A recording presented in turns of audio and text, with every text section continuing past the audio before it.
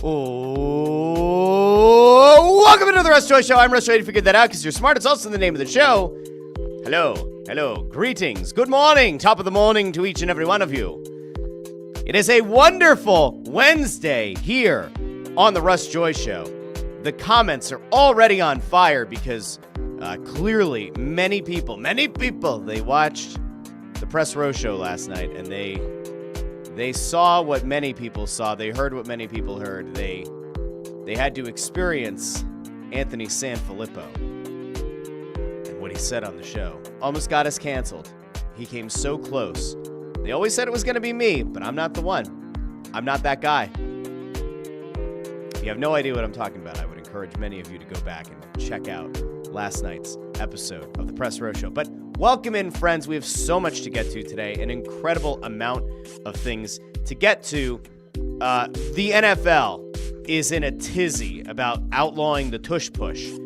I've got comments from 5 different either coaches or executives in the National Football League with their rationale behind either supporting or wanting to see the end of the Tush Push. We've got that. Paul George had some of the wildest comments you will ever hear an active player drop about his own team. The Philadelphia Flyers crushed, destroyed, ended the Pittsburgh Penguins last night.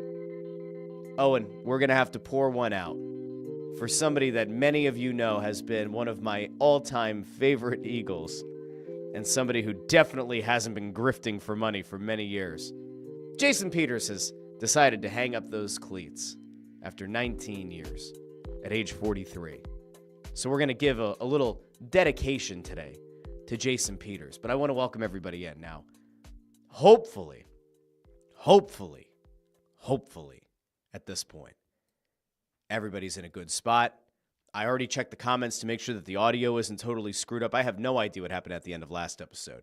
I have to tell you, I was so disappointed. I was so sad. I went back after last episode. I'm like trying to break down the individual audio tracks because there's a whole workaround that I have to do to use the camera that I use now. And it includes using 2 different windows, and sometimes the audio doubles accidentally. I don't know what happened at the beginning of last episode, but that's not what matters, my friends. That's not what matters. Here is what we have today. Now, some people are asking about what happened last night on the Press Row Show, and I thankfully, because Video Guy Amadeo is just so on the ball, he already has something up on that YouTube channel. So we're gonna go over there really quick because I do think that it's important that as people find their way into the comments section today, they have a general idea of what happened last night on the Press Row Show. So before we get into anything else, because JH here says, "Morning, Russ. Sorry you have to do Snow the goalie with that dirty old pervert. Hope he washes his hands." We have a lot of people in the comments asking what happened. We're just going to throw over here really quickly to last night's the Press Row Show. Anthony Sanfilippo crossed a line, and like I said, they always thought I was going to be the one to get us canceled. It ain't me, baby. It ain't me at all. Let's just hear what happened on the show with Anthony Sanfilippo. What happened that got us in not any kind of hot water, at least not yet, but might. This is last night on the Press Row Show. We're giving kudos to intern Andrew, and then it all falls apart. I think tonight, intern Andrew has deserved. I think he has earned tonight between the trivia and between the stat of the night. He deserves a stick tap. Oh, thank you. Just one? Just the one? I'll give him 2. No, none from you. Bundy and I, we're stick tapping, and you're just... I'm doing it under the table. That sounds... No, wait. That doesn't seem very appropriate at all. That was Why do you think that? Because why I does saw your mind hands, go there? Because I saw your hands and you said, I'm stick tapping from under the table. Because it wasn't on camera. Clearly. Because it wasn't on Tell camera. me what stick we're talking about. If your hands are here and you're saying, this is a family show. Oh my God, how sick. This is a family. Think about this is where Russ's mind is. I was nowhere near that conversation, and this is where I've signed a boob. Sick. I can't believe you just said that. Well, because I wasn't. It was not on camera. That was the reason I was saying it. I can't believe you just said that. And then you're doing that. from underneath. The implication is that it's not. No, that's your implication. No. I was saying it because it wasn't on camera. Like butts. No. If somebody says from under the table, what's the implication? Yeah, he gets it. Mike gets it. I'm going to start asking random people. We're going to start finding out. We're going to ask the questions that need to be asked. Anthony Sanfilippo crossed the line tonight. You know, I always think that I'm going to be the one that gets us canceled. It ain't me. Not tonight. Under the table. Like we saw his he goes, I'm 6'7" under the table. Whoa, what could that mean? Like, what are we doing? Greg Bondarenko says, hands where we can see him, Ant. Jeez Louise. Yes, hand check. It was Phil Park. You were right. All right. So anyway, the show's gone off the road. Funny, the first off 5 rails. minutes of the third period. All right, so we're going to end it there. That's what happened last night on the Press Row Show. We went fully off the rails in the second intermission show in the midst of the Flyers putting up an absolute biblical beatdown on the Pittsburgh Penguins. And that's where young Anthony Sanfilippo's mind went. It's a shit. You hate to see it, folks. You really do. Who would have thought that Ant would be the one to get us in trouble? But here we are. Anyway, that happened last night, as did, as I mentioned, a beatdown of the Penguins, which we're going to get to here in a second. Now, we have a whole bunch of different ways that we can go. We could start with the Flyers. We could start with Paul George's comments. We're not starting there, but we will get there. We could start with the Tush Push. There are a lot of comments going around about the Tush Push. I think we're actually going to start there. Then we'll go Flyers. Then we'll go Sixers. We'll come back to Jason Peters, who's retiring from the National Football League. So the Combine is going on, or the Combine is, underway. The festivities, the coaches and the GMs and the media availability, it's all going around. And so it has now led to a league-wide discussion, apparently, about the Tush Push. Now, if you remember, I think it was on Monday's show, we talked about the fact that there was a rumor that was floated out there that a team was trying to get the Tush Push banned again. They've been trying this for years. And now after the Eagles won a Super Bowl, it stands to reason that even more teams are going to try to ban the Tush Push because it's an unfair play. It's just not right. Guys could get hurt. It's a very dangerous play.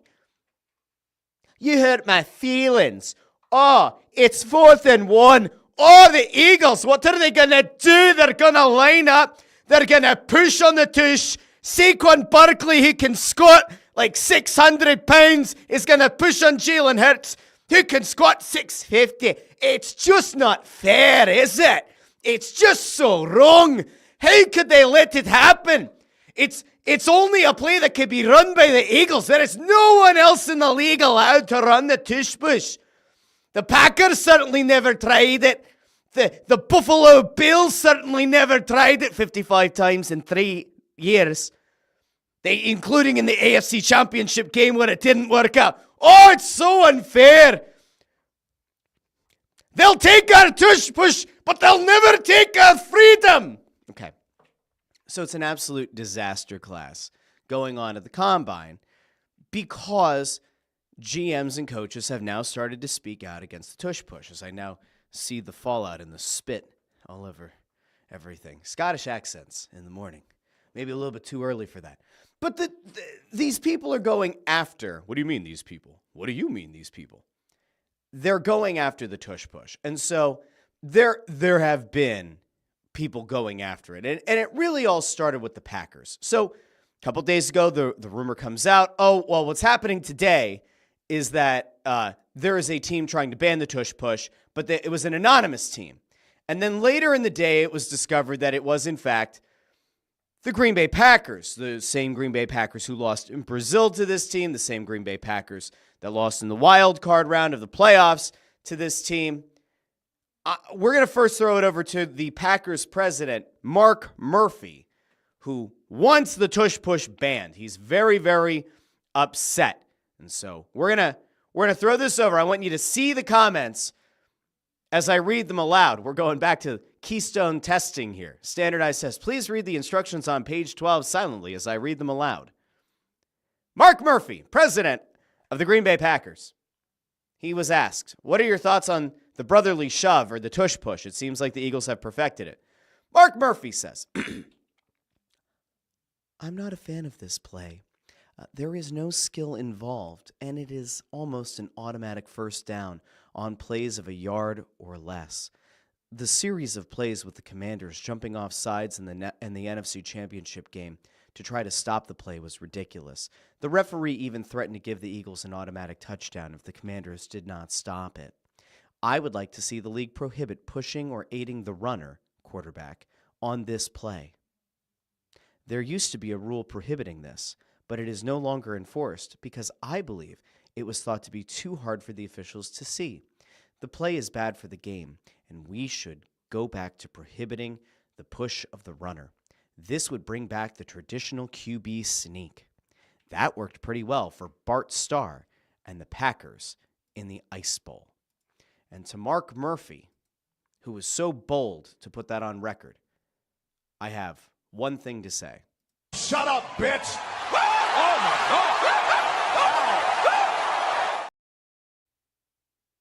But then it got better, because he's not the only one from the Packers to come out and have something to say about the tush push and whether or not the tush push should be banned. Oh, no. It would be one thing for it to just be the president of the team. But then the GM of the team, Brian Gutekunst, which is funny because that means good art. And apparently this man sees no art in the tush push. The art of the tush, the art of the push. He doesn't seem to believe in the tush push either. Now, we're going to give credit to Elliot Shore-Parks here for the video for the question. What is Brian Gutekunst? I don't actually know how he pronounces it, but we're going to do it the right way here on the show. Gutekunst. Yeah, good art. All right. Here's the Packers GM.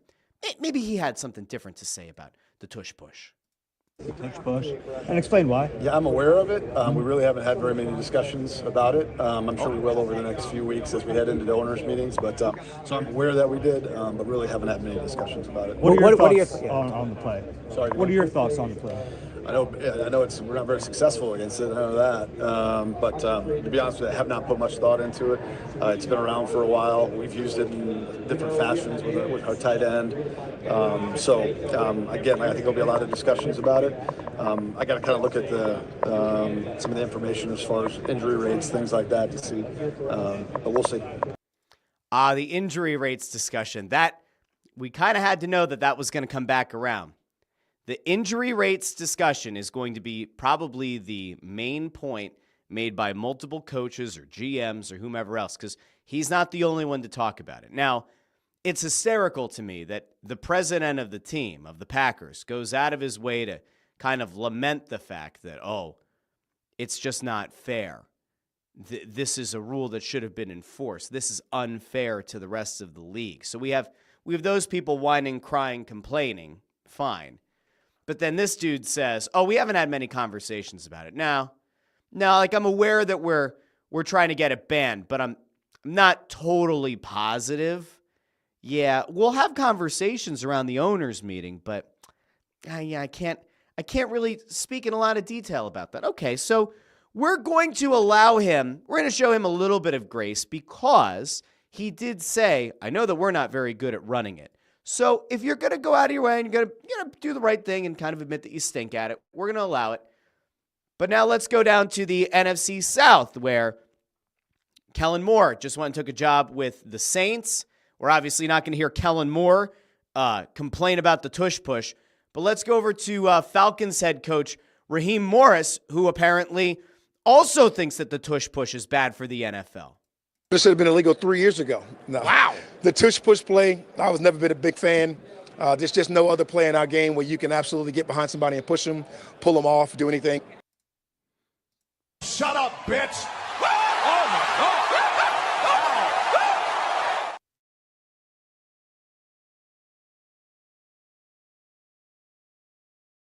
So Raheem Morris, you've also made the list. Raheem Morris, gutless. I'm disappointed in Raheem Morris. I thought he was better than that.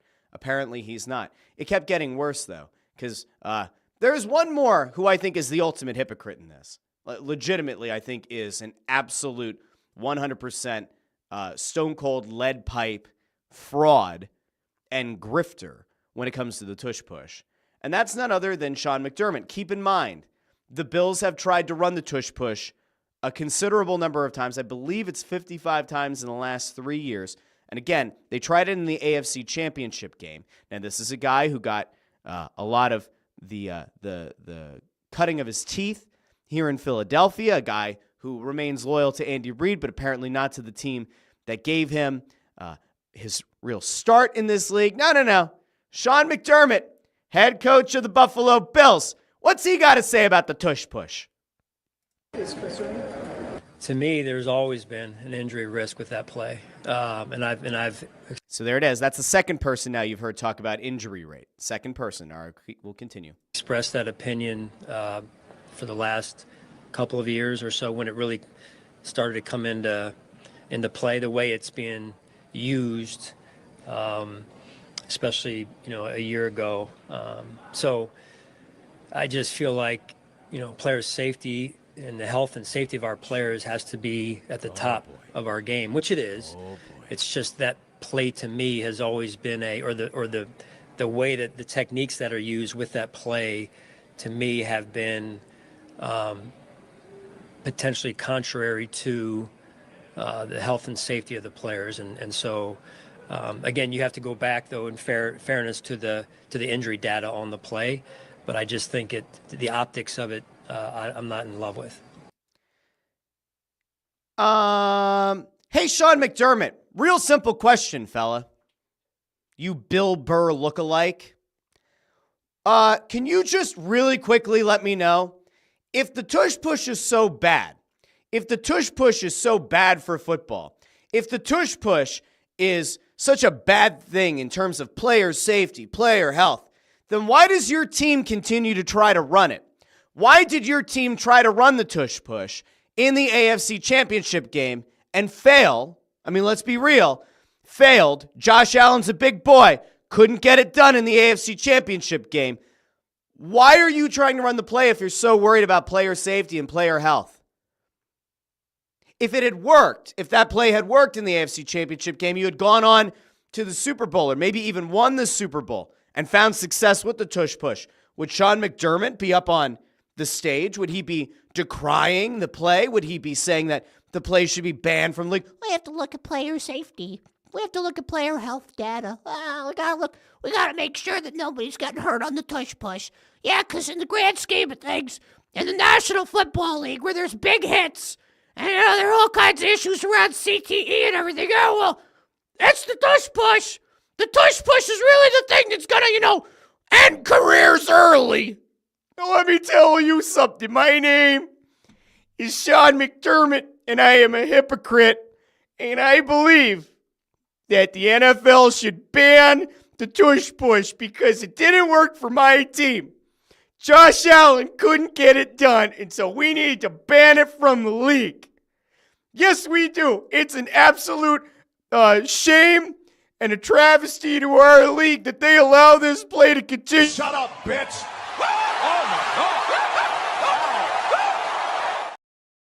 I am so sick and tired of these people in this league complaining about a play that they all have the opportunity to run. There is nothing in the NFL rulebook that says the Philadelphia Eagles are the only team who's allowed to try this play. That does not exist. It is not in the rulebook. Every team can do this, and it has been run so many times in recent years.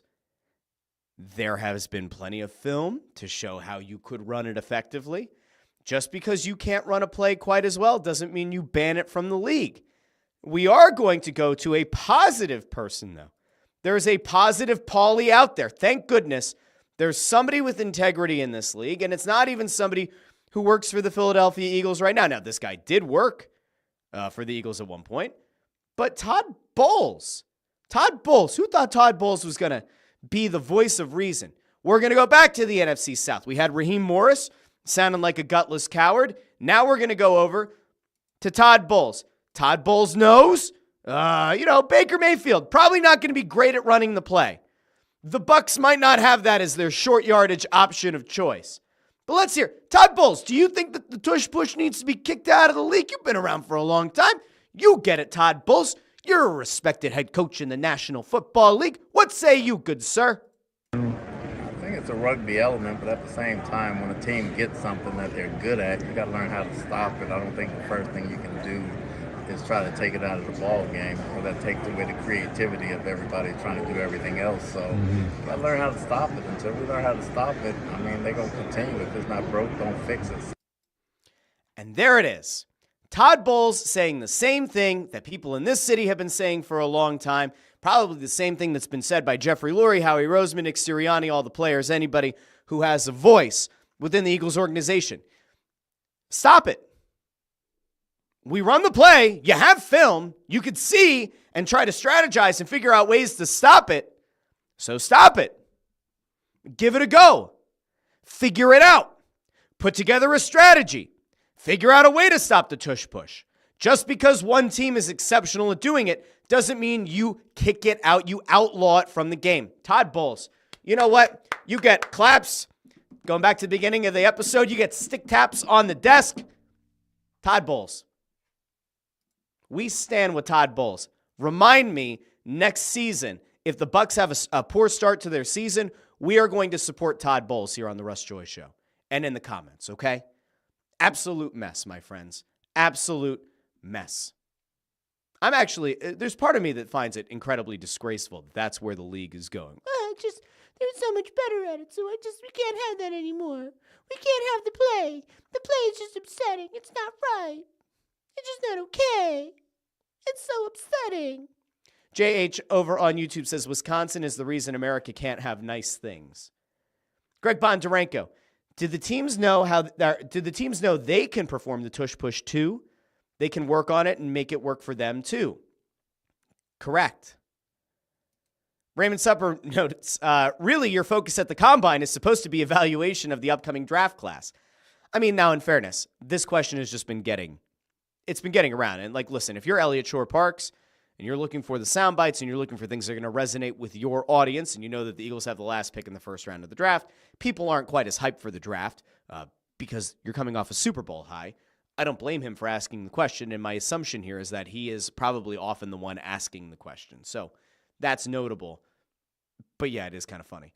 JH says, what I hear is we're not good enough to stop a pretty fragile play, so you should make it easier for us. Jamie Rollo, if it was automatic, every team would do it. It's automatic only for us because of our personnel. JH, really, I'm not winning. Could you let me have a head start for just a bit? Energy, whiny ass MFers. Ford says the play works because of the players we have, so go get some of the players and stop crying. Andrew Fawcett's here. Says, love y'all. I have to go. Shit just hit the fan at work. Andrew, all the best to you in your endeavors today. Hopefully things get better. Jamie Calvario says they act like the ambulance comes out after every tush push. That's where there's so much hypocrisy in this, right? The whole player safety thing. I'll be interested, sure. Tell me about the player injury and the player safety statistics. Somebody run a report, present it in a beautiful PowerPoint presentation. I would like some graphs. I would like some easy to digest visuals.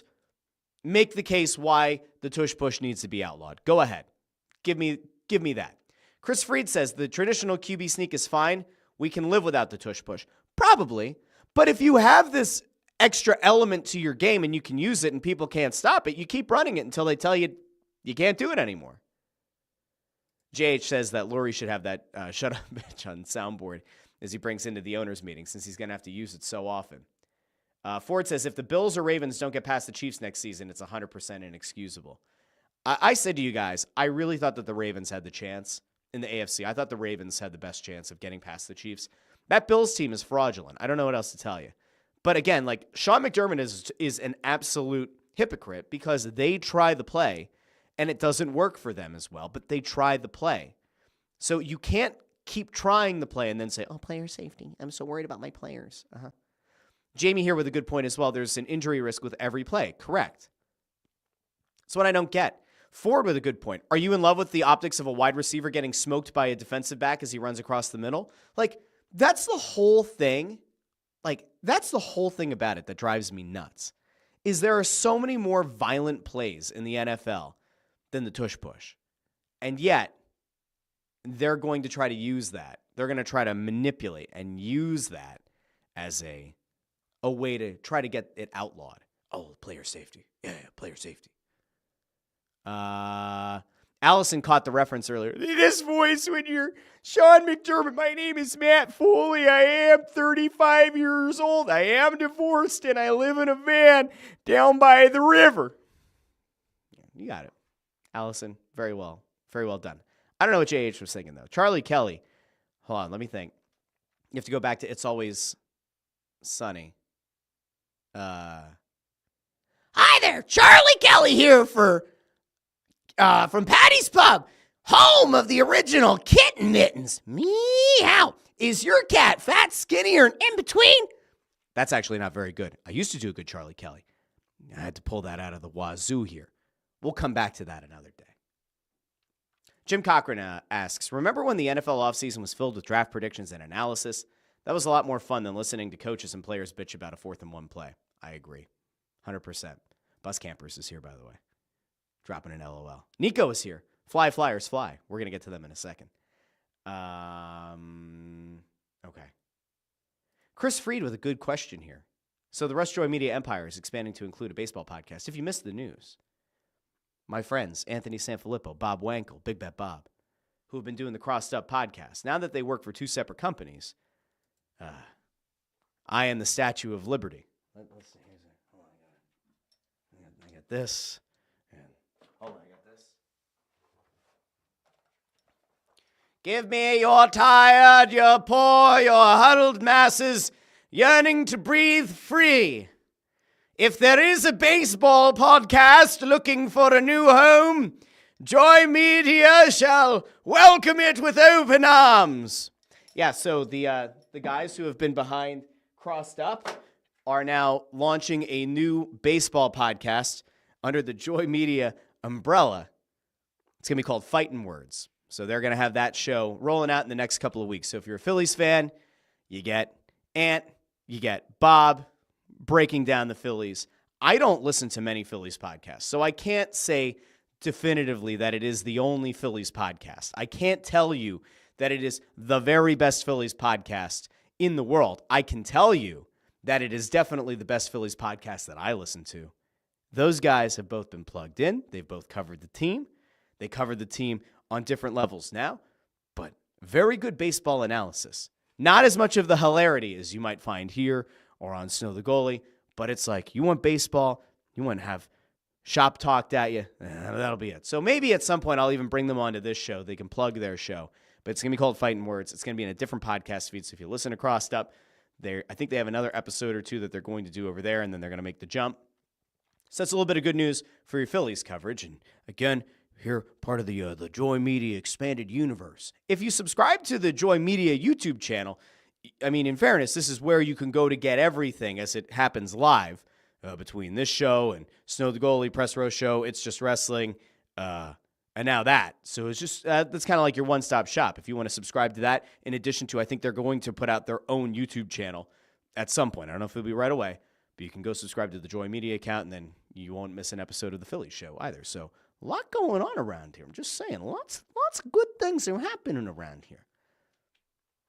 I'm not like saying open invitation to people who want to bring their shows over to Joy Media, but I am saying that, if you're interested in such things, there are worse things in the world.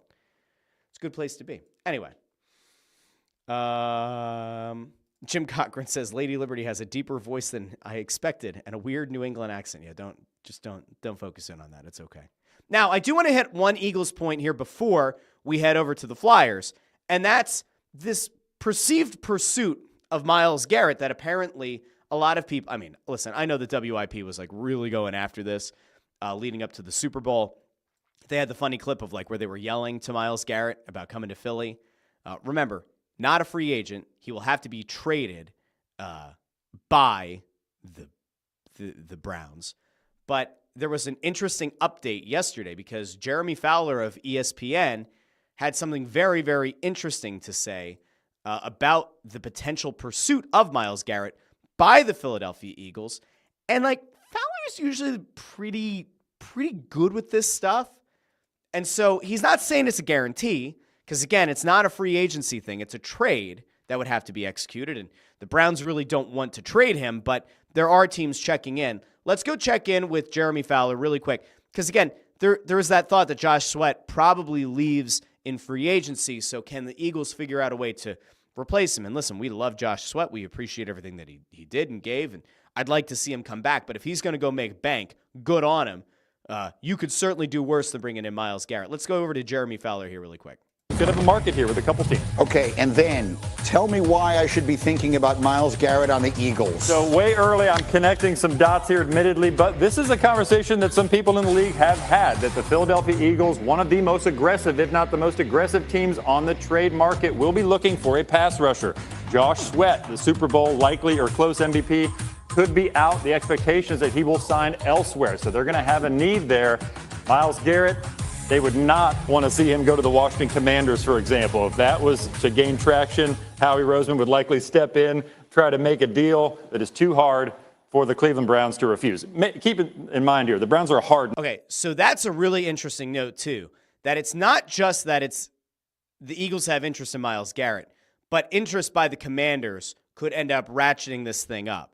Now, I don't know what Howie's going to part with, in theory, to get a Myles Garrett. Like, if we're being fair, I don't like trading first-round picks, but it is the last pick in the first round. If you're the Eagles, do you consider parting ways with that first-round pick to get a legitimate impact player on the defensive line in Myles Garrett? Do you part with the final pick in the first round?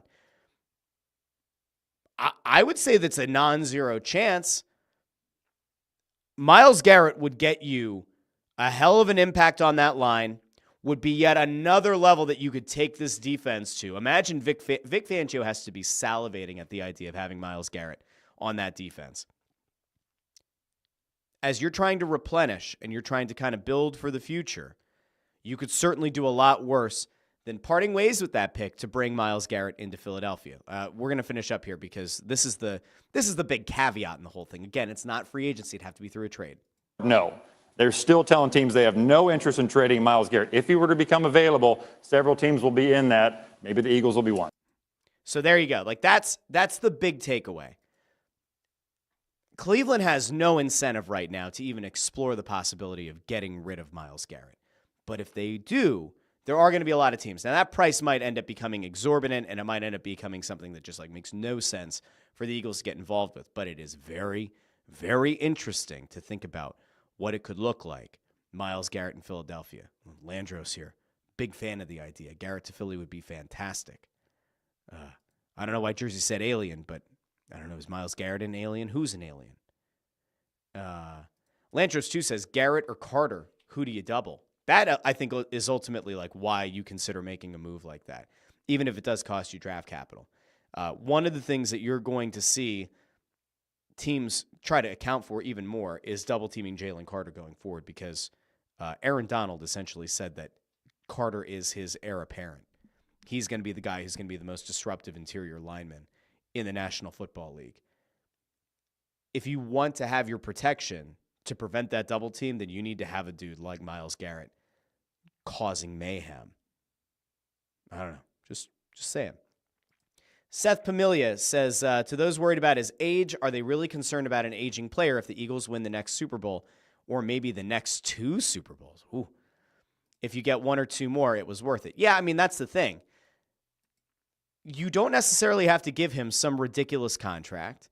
You don't necessarily have to lock yourself into Myles Garrett for 7 years, right? Now, there could be the possibility you give him guaranteed money, and then you're maybe a little bit worried down the line about dead cap, which hasn't really been a factor with this team, but it could. I mean, anything can happen in this league, right? The way that Howie structures a lot of contracts, you could end up getting screwed down the line. But if you have the chance to get an impact playmaker like Myles Garrett, you absolutely have to make that call. It'd be organizational malpractice not to do so. Now, you want to talk about an organization that's got their head on straight. An organization that you could believe in. One that you should believe in. Yes, you can. Your team, your town, your Philadelphia Flyers. My friends, I don't even know what to tell you. The Flyers have been quite the team since returning from the Four Nations break. Okay? They took a potential cup-winning team, a potential cup contending team, the Edmonton Oilers. They took them behind the old woodshed, and they gave them a little, right? 6-3 win on Saturday against Connor McDavid in Edmonton.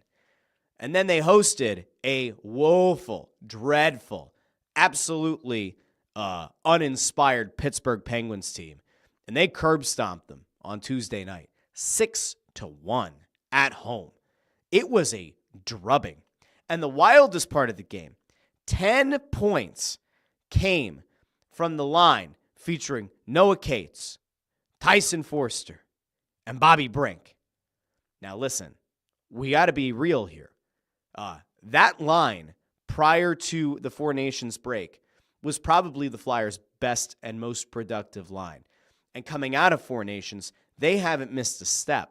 Now the Flyers have benefited from getting a few guys back, notably Rasmus Ristolainen, who had an absolute thumper of a goal to get things going last night. But this Flyers team, you guys know where I'm at. Like, losing is good. Losing, get yourself a higher pick. They are going to be a tough out every night. This team, for whatever reason, they very much believe in one another. They very much believe in their ability to get things done. There is a horrible scenario here where some of the other awful teams in the Eastern Conference start to fall farther back, and your team, your town, your Philadelphia Flyers end up drafting around 15, which would make me probably vomit all over myself. But this team has a really rough stretch coming up in March, 7 home games in 11 days. That's going to be a brutal stretch. They're in Pittsburgh tomorrow. They are then in Winnipeg to start the month of March, and then begins the homestand.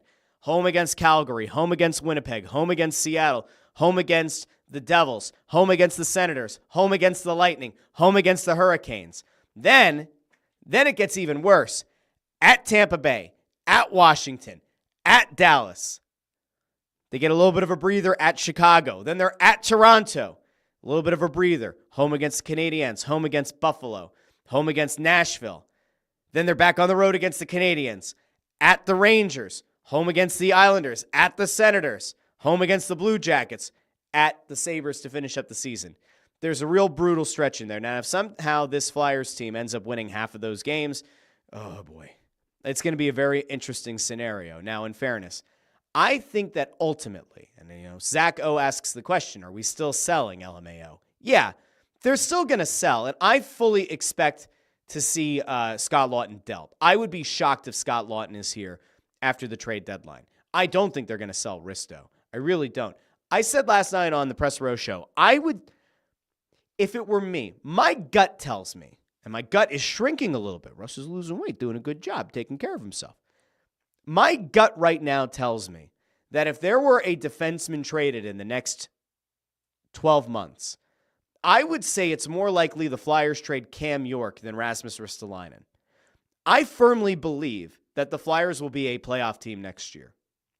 Whether that's through a trade, free agency, an offer sheet to an RFA, I think the Flyers are going to add this offseason, and I think they're going to make the playoffs in 2025-26. That's where my head is at right now. I don't think you're going to see this team in the bottom again. So with that in mind, Risto right now has proven himself to be a top 4 defenseman. And there are times that he looks like a top pair defenseman, and he's a big body. This Flyers defensive core has 3 guys in Jamie Drysdale, Cam York, and Emil Andre who are small. Brad Shaw came on Snow the Goalie at the Carnival and essentially said, Stanley Cup winning teams, they don't win with tiny defensive core. So 3 guys who are slight or are small in stature, they're not all going to be here. One of them is going to get dealt. They're not going to deal Andre. No one wants Drysdale. York, to me, is a guy who maybe becomes part of a trade for a 1C. Get yourself prepared for that. If you're a big Cam York believer, you might have to root for him from a distance. That's my hunch right now. Now, I get this from bus campers who says injury risk is too high on Risto to hold on to him. This is the best shot to unload that contract, playing well and healthy. While I agree with you, and I fundamentally do agree that Risto's injury concerns have become a thing back-to-back years around the deadline. The guy's gotten hurt. I just don't think they're going to trade him. I really don't. Now, if a team blows your socks off, say Toronto calls, right? Toronto apparently interested in Scott Lawton, has had previous interest in Risto. If Toronto comes to you and says, hey, we will give you next year's first-round pick, which is good because you want to get some draft capital for 2026. You already have plenty for 2025. They said, we'll give you a 2026 first-round pick. We'll give you Minton, who we talked about as being maybe a higher upside young forward in the system there with Toronto. And then maybe they give you another conditional pick. Maybe they give you another prospect. They give you a guy who's a change of scenery candidate. Do you consider it if you're the Flyers? I think it all depends on what you think this team is going to be next year. They could look at it rationally and say Jet Lashenko is going to be on the team next year. Takes away the need maybe of a center like a Scott Lawton, although he's played wing a bunch this year. But Lashenko is going to be in the lineup. Lawton out. Okay, that makes sense. Risto, you deal him. Are you going to try to get a defenseman in the draft? Are you going to, who's going to be a couple years away?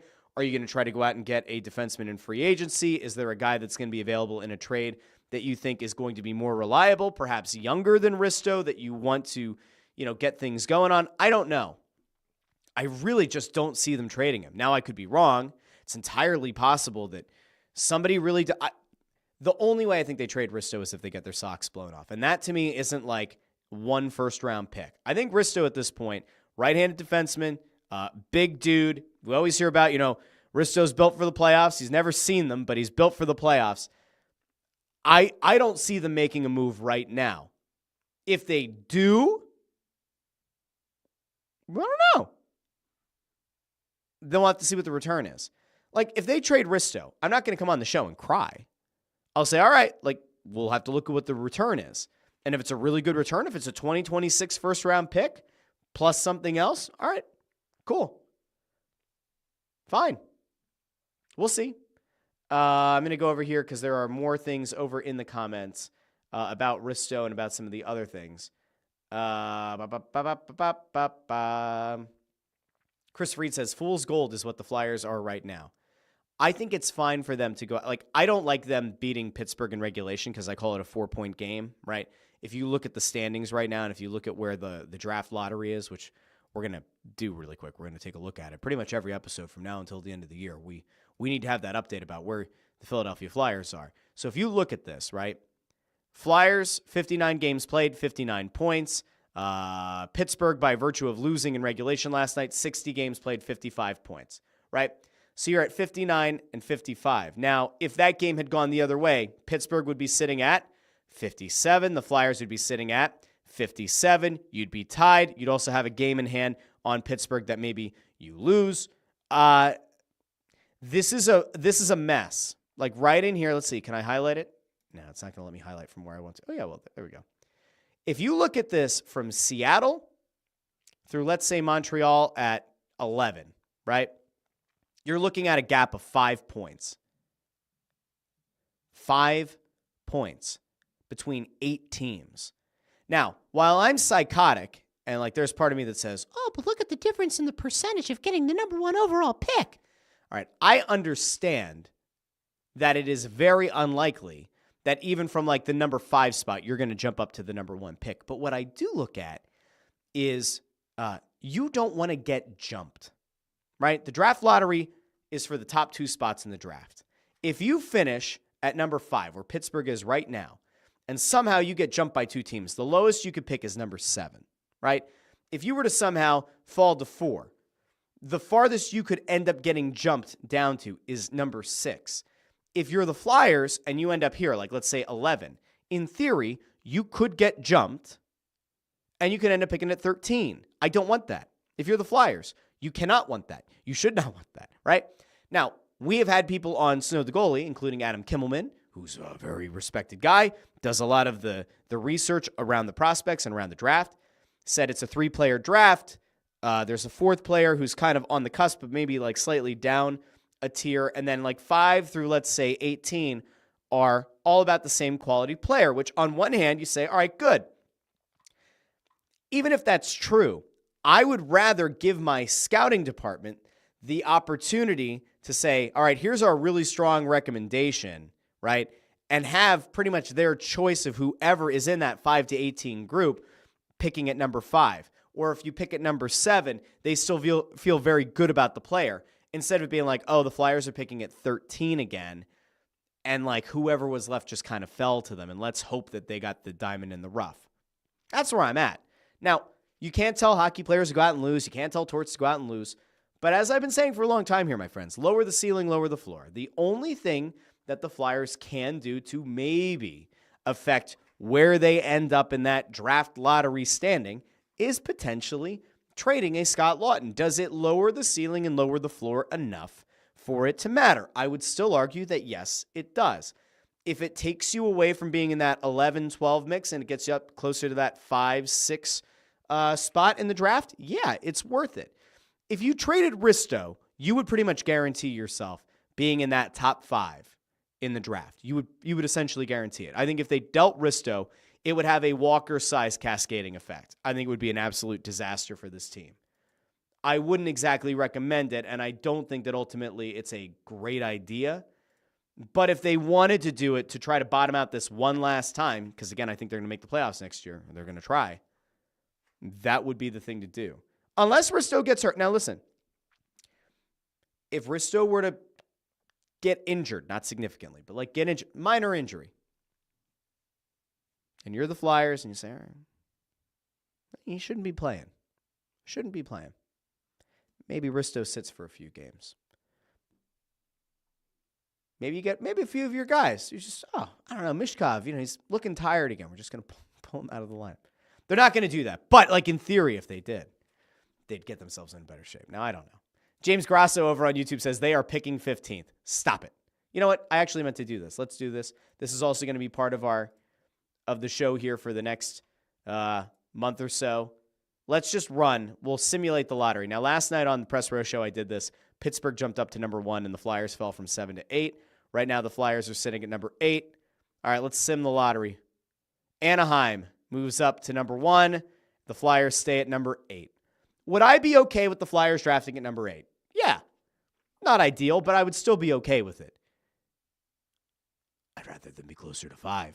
Now, this again, my friends, this shows you, so, this is just one simulation, but a 6.5% chance of jumping up to the number 1 spot, and in this simulation, Anaheim does. Look at this. Everybody else just moves down 1 spot. Should we sim it again? All right, I'm going to sim it one more time. Let's see.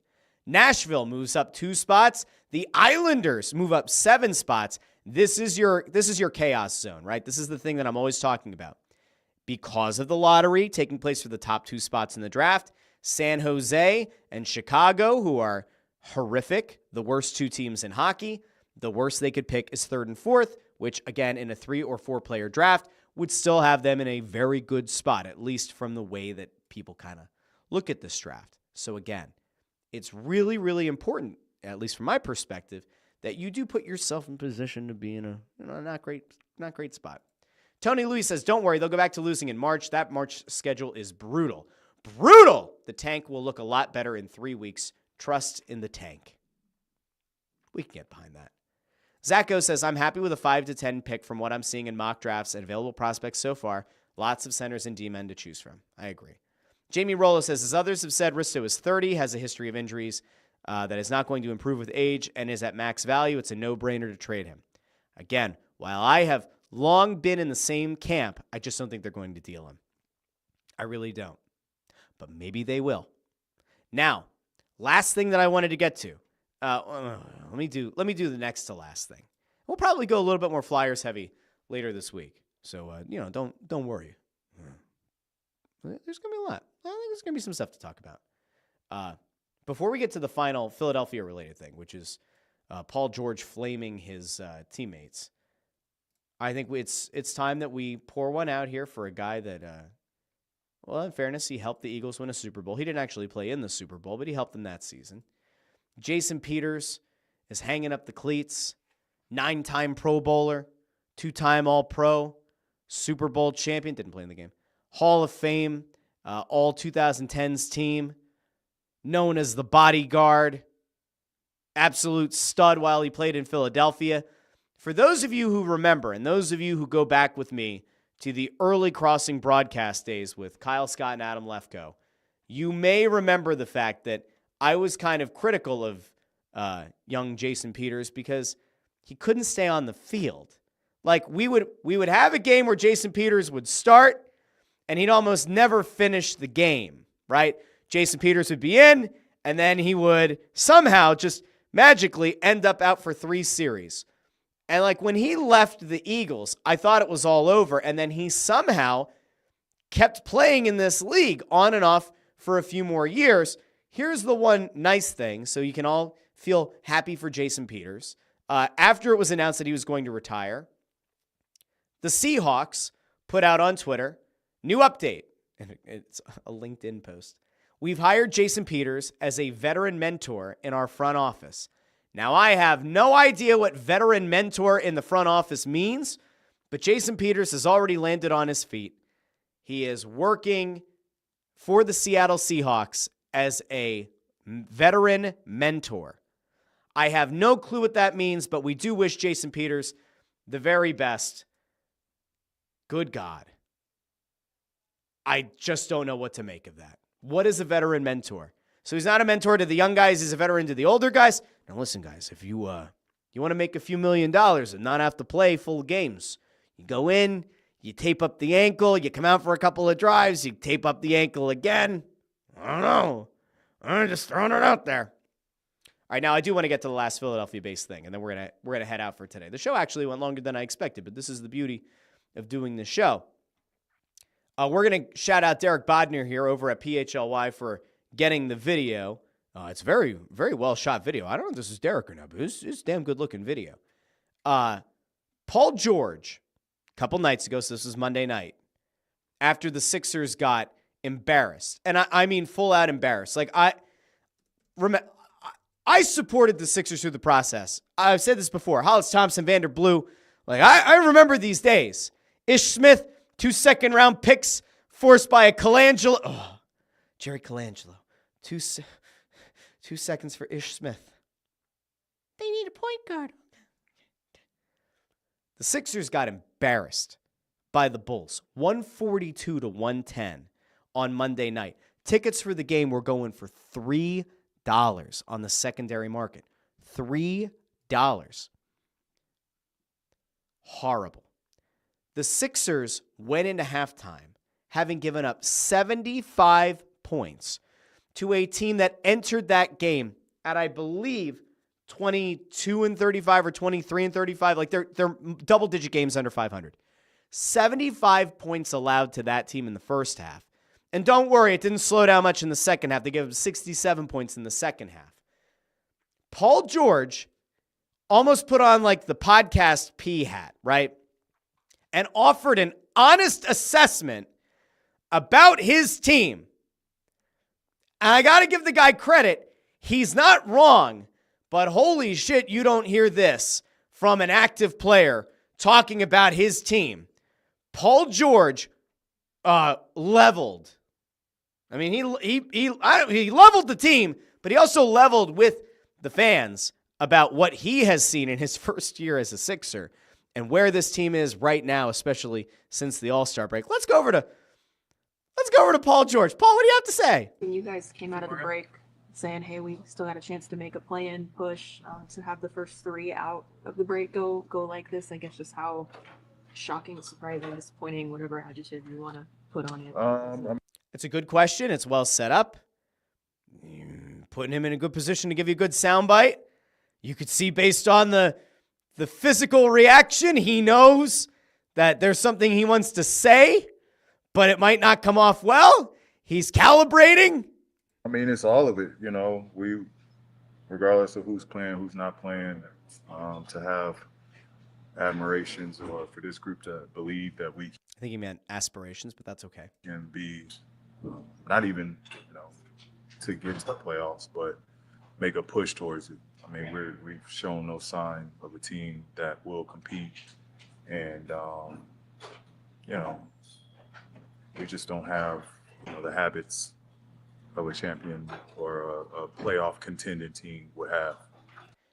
I'm gonna backtrack here because this was, I mean, it's a haymaker and a gut punch, or a gut punch and a haymaker back to back.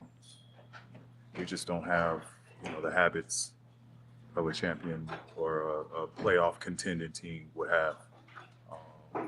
We don't have the habits of a playoff contending team. We don't have the habits. What was the thing that he said before it? We've shown no sign of a team that will compete. We've shown no signs of a team that will compete. No signs of a team that will compete. Now, in fairness, he said we, which means he is part of that collective problem. But man, that was your big free agent signing. And again, I don't put this at his feet right now. He's being honest. We always say we want athletes to be honest, but wowzers. All right, we're going to keep going. And, we just don't have, the habits of a champion or a playoff contending team would have. So, to be honest right now, it's a little far-fetched. All we can do is work hard and try to just keep going for one another, but we've shown no signs of forget championship, but a playoff contending, team here. That's about as damning of a statement as I can ever remember a Philadelphia athlete making about a Philadelphia team. And again, I will give him credit because he's right. And I'll give him credit insofar as he's acknowledging that what we are all seeing is true and accurate. But I'm also going to have to point something out to Paul George. All right, it's just very simple. All right, call me crazy. You guys can certainly call me crazy if you want to. Paul George has missed some time this season. Okay, that is something that cannot be disputed. Paul George has missed time with injuries. Paul George averages 16.2 points, 5.2 rebounds, and 4.2 assists per game. He's shooting 43.2% from the field, which is down. All of these numbers, by the way, except for assists, are down versus his career average. He is shooting 35.3% from beyond the arc, 3% off of his career average. He's shooting 81.3% from the free throw line, which is also 4% below his career average. His effective field goal percentage is also down this year. So I'm going to be fair here, or I'm going to be about as fair as I can to Paul George, okay? But it's been a bad year from him, okay? And he's missed a lot of time. There have been multiple stretches where he's missed multiple games. Remember, he got hurt in the preseason. He missed the first 5 games. He missed a game. He missed the 11th game of the season against Cleveland. He missed 3 straight games late in November. He was inactive for a game at the beginning of December. He did not dress in one of the first games of the calendar year against Washington, as well as about a week later against Oklahoma City, as well as I think about another week later against Indy, and then the following game against Milwaukee. And then he missed 5 straight games to start, to kind of wrap up the end of January and to start the month of February. He then went on to play, 5 games before the All-Star break and didn't look particularly good in any of those games. Played around 30 minutes per game. Was a net negative in 4 of those 5 games. Scored 9 points, 14 points, 12 points, 14 points, and of course, 2 points in the final game before the All-Star break. That was a game where Tyrese Maxey and Joel Embiid were unavailable, and Paul George went out and gave you 2 points against Brooklyn. 2 points. That was a game where he went 1 of 7 from the field, 0 for 5 from three-point range. And how did he celebrate that pretty damn bad start to the season? How did he celebrate that awful effort, that 2-point effort against Brooklyn? Well, the All-Star break came around. Paul George was not an All-Star because he's played like anything but. And what did Paul George do on All-Star break, on All-Star weekend? He did this. This was Paul George shortly after the 2-point explosion that he put on display for the Philadelphia 76ers. following a massive contract that he signed in the offseason, has been unreliable, and in many ways has been no better than Tobias Harris. But he did at least go on to Instagram and put up a picture of, I believe that's his wife. It appears as though he's trying to breastfeed. That is, I'm not positive. It's been a while since there's been a baby in this house, but I'm pretty sure that's what it appears as though he's trying to. So this was Paul George. This is the same guy. So man was locked in during that All-Star break on the beach.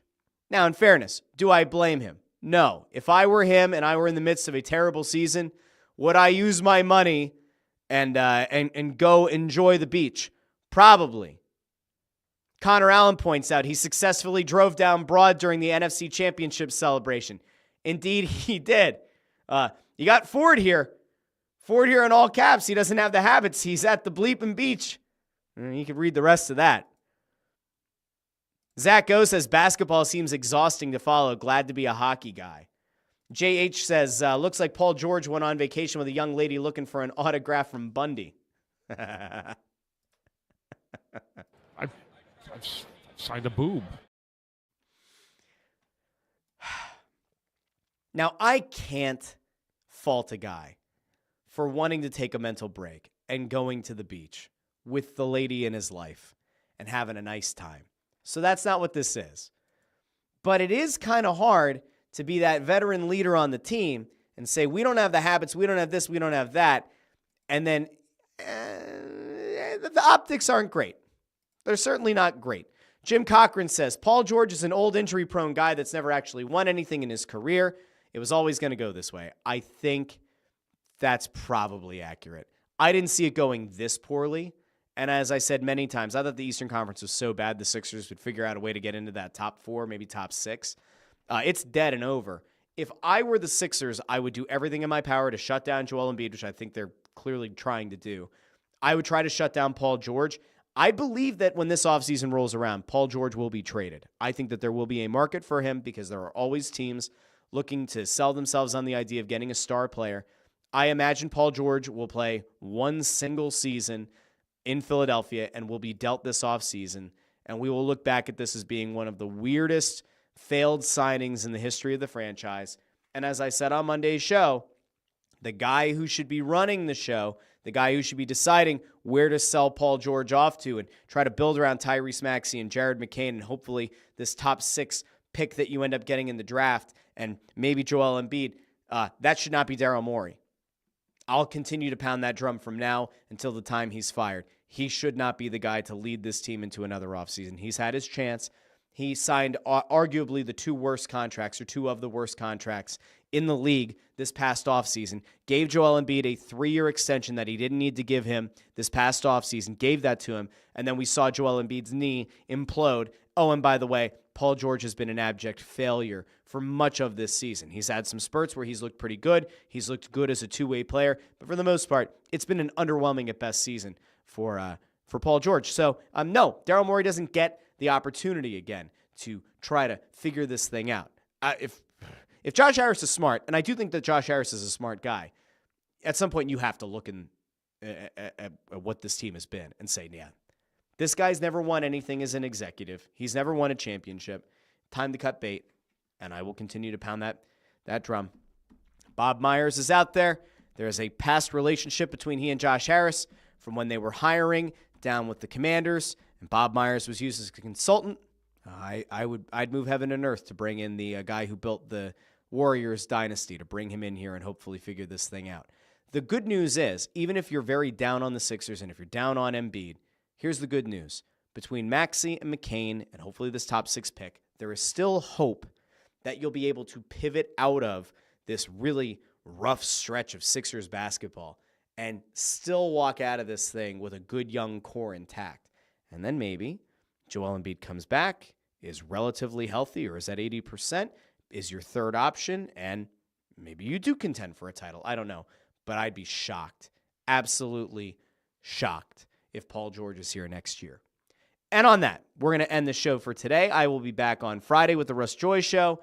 It's Just Wrestling should drop, although I'm feeling like it's starting to become the cursed show. Every time I go to start it, something happens at work that I have to go put out a fire. I have to go do something. So I'm hoping that I'm going to drop an It's Just Wrestling because The Rock had a really weird promo on SmackDown, and the follow-up to that story has been even weirder. So keep your eyes peeled for It's Just Wrestling over on YouTube or wherever you get your podcasts.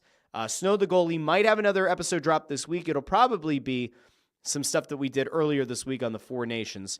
If you haven't done so already, you can go listen to the Carnival episode where we had a lot of great interviews, and we're going to be back in the month of March. It's going to be absolutely insane, but we have a very loaded month of March with the Press Row show and everything else. So you'll be getting your Flyers content there as well as on this show. So until Friday, I'm Russ Joy. This has been the Russ Joy Show. You knew that already because you're smart.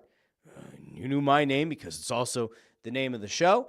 I will talk to each and every one of you on Friday. If you haven't done so already, like the video, share the video, and subscribe because it really does help the channel. And if you can, if you're a live viewer, go into the comments section after the fact and leave in the comments something that you agree with, disagree with, something you're looking forward to in Philadelphia. If you want to pay tribute to Jason Peters, whatever, go drop a comment there because, again, it helps the channel, helps it to continue to grow. And I might have a giveaway coming up soon. I might. Keep your eyes and ears out for that one. All right, till Friday. This has been the Russ Joy Show. Talk to all of you very, very soon.